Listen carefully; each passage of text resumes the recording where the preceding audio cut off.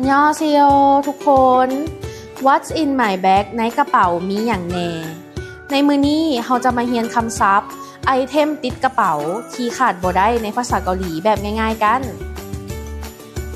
ทุกคนมาลองตื่มคำลุมนี้ใส่ให้ถูกต้องนำกันเด้อเส้นข้อตัวอย่างแว่นตาเราก็จะใส่ว่าอันยองมาลองตื่มคำใส่กันเลยมาเบิ่งคำที่1โทรศัพท์เฮาเอิ้นว่าแนวใดในภาษาเกาหลี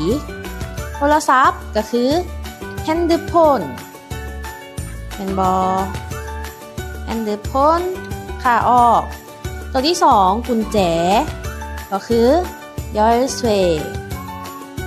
ยอลสเวโอเคเนาะตัวต่อมาสิ่งที่ขาดบ่ได้เลยคือลิปสติกภาษาเกาหลีก็จะเป็นลิปสติกตัวต่อมากระเป๋าเงินเด๋เอิ้นว่าแนวใดถูกต้องเนาะชีกับ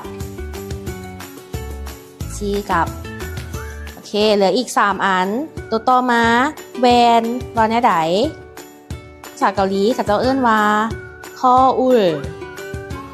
โอเคเนาะตัวต่อมาAirPod ภาษาเกาหลีว่าแนวใด AirPod เนาะ AirPod ตัวสุดท้ายเป็นกระติกน้ำเนาะเขาเอิ้นว่า Tumbler